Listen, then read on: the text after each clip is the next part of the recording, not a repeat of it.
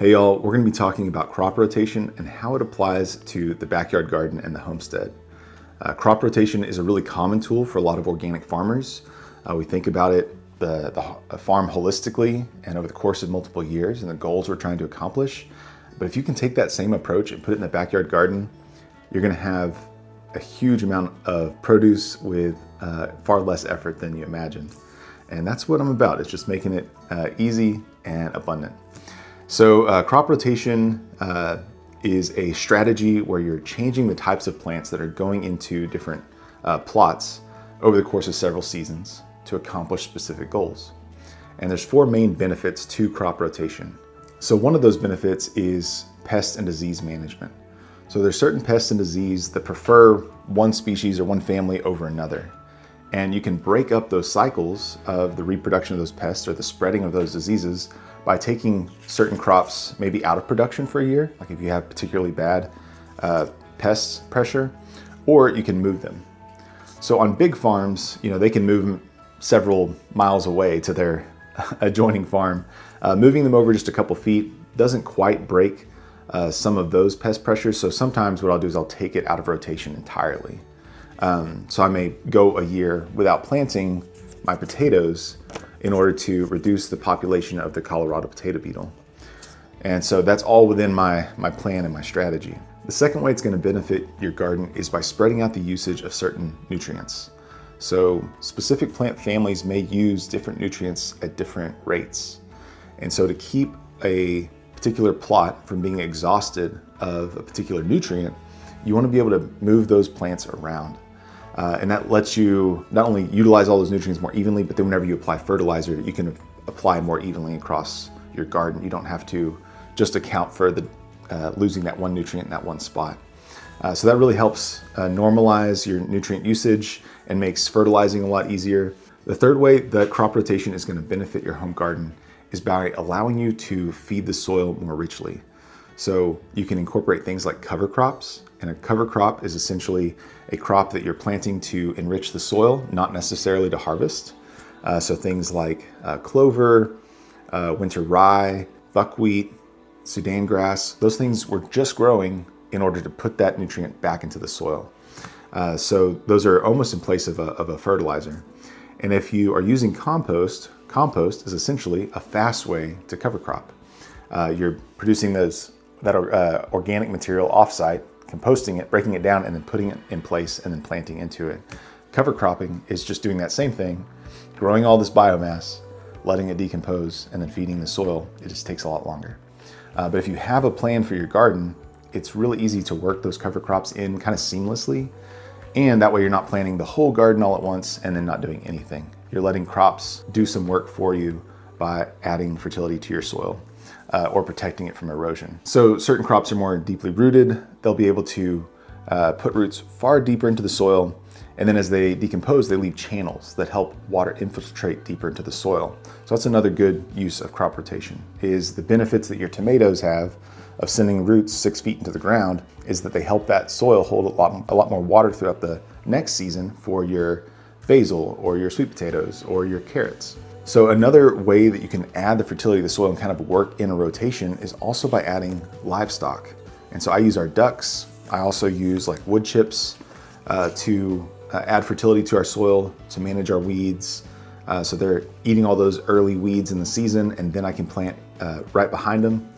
So being able to have this rotation really helps build the soil, because you can add in your cover crops and your compost and wood chips and livestock. So the fourth reason is that you're able to create synergy in your backyard and save you labor. So one of the cool things about the cover cropping and creating a system, and it feels like unlocking a puzzle. And that really is one of my favorite things to do. So finding a good cover crop system is like putting together this puzzle, and it helps to actually visualize it. And that's what we're gonna do here in just a minute. So one example is I will use sweet potatoes in the summer. And they create such a thick blanket of foliage, they kill all the weeds. And then whenever I harvest them, then I have a clear bed to either do my late fall crops or some overwintered crops. That's a really good rotation.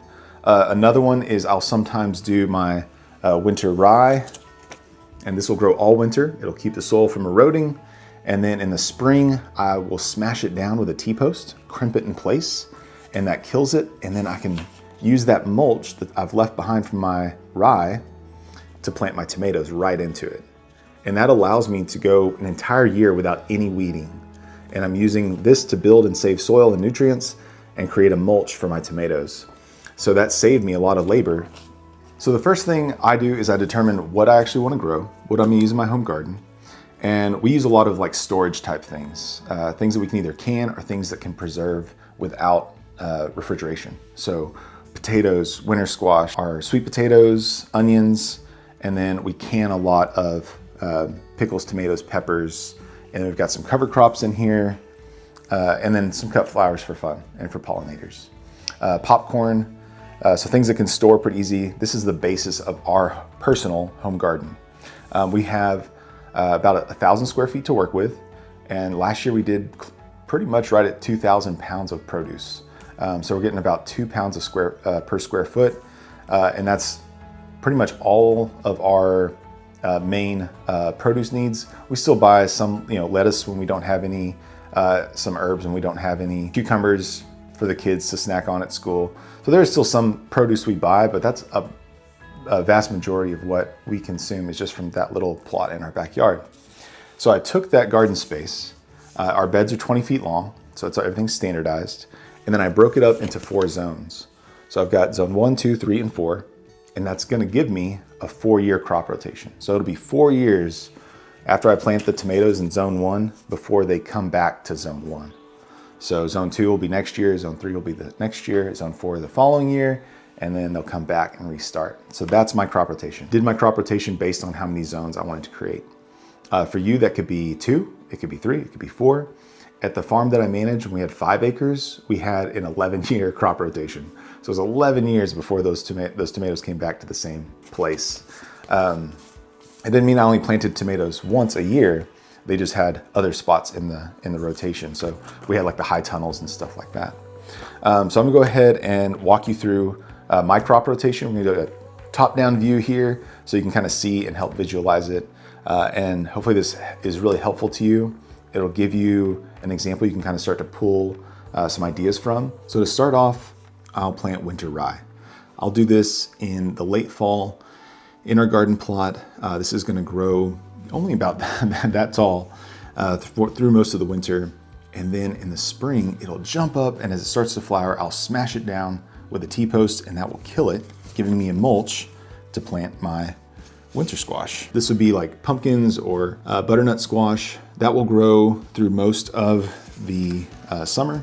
Another thing I could add to it is I could actually interplant it with popcorn. And so the time that both of these are ready to harvest, I can just go through the field and get everything. While those are growing, I'll even overseed it with hairy vetch or some sort of legume that'll grow through the winter and fix nitrogen. So that's a really good combination. And then that vetch will grow all winter, and I will smash that down with a T-post, and then I can use that to either plant potatoes, or I might do 1 row of potatoes, and then as it warms up a little bit and gets past our frost, I'll do a row of tomatoes and a row of peppers. And those will take me all the way through summertime. And then I'm gonna have a lot of plant material there, so I want that to get smashed down. And so what I'll probably run after that is I'll have my ducks, and they'll stay on that garden patch all winter long. And then I'll have my the ducks, and I'll probably add some mulch with them so they can take the wood chips that I get from like a local tree trimmer, and they'll be able to work that into the soil and help keep any weeds under control. They'll patrol for weeds, they'll patrol for bugs, they'll keep it nice and cleared, they'll help break down all the tomato and pepper material, and then I can seed over the top and prepare my beds in early spring for our root crops. These would be our carrots, beets, some radishes, though we do a lot of our storage radishes in the fall. The root crops are great. They do take a lot more attention for like weed management, but that's good because I can keep all those weeds from germinating, and then that way I can add my brassicas to that as well, like in the spring as an option. And whenever all that's harvested in late spring, early summer, then I can follow that with my sweet potatoes. The sweet potatoes produce a lot of calories in a small area. They're just really productive crops. And they're also going to create a really thick blanket to reduce any weeds from germinating throughout the summer. So that's important because our next crop that I'm going to plant in the fall, I need to make sure that it's really free of weeds, and that's going to be strawberries. Strawberries and garlic and onions. Some people say that you shouldn't plant those two together. It'll make your strawberries taste like garlic. I've never experienced that. I find these actually work really well together. And so I'll plant those, keep them cultivated, and then I may go through with some mulch and kind of add that between the crops, and that'll take us all the way to the spring. So we'll harvest our strawberries and garlic in June and July, probably May, June, July. If I have time, I'll throw in a quick cover crop of buckwheat, and that will grow in about 30 days. It'll be flowering. I'll let my bees harvest nectar off of that patch, and then as the bees kind of wrap up, I'll smash that down or mow it in, and then that will provide biomass and keep the soil covered so that I can plant my last round, which is cucumbers, summer squash, and then a round of fall roots, which is usually carrots and storage radishes. These will be ready to harvest, obviously these earlier in the summer, and then our root crops will keep sizing up and be harvested in the fall. And then the whole process starts over again when I seed with my winter rye. And then all of this will take place over the course of about 4 years in my 4 different zones. So here's what the garden looks like over the course of 4 years. This is our winter, spring, summer, and fall in zones 1, 2, 3, and 4, or years 1, 2, 3, and 4. So summer should look like this in zone 1, 2, 3, and 4. And then this will move throughout the garden space, and it'll follow the same pattern that we talked about earlier.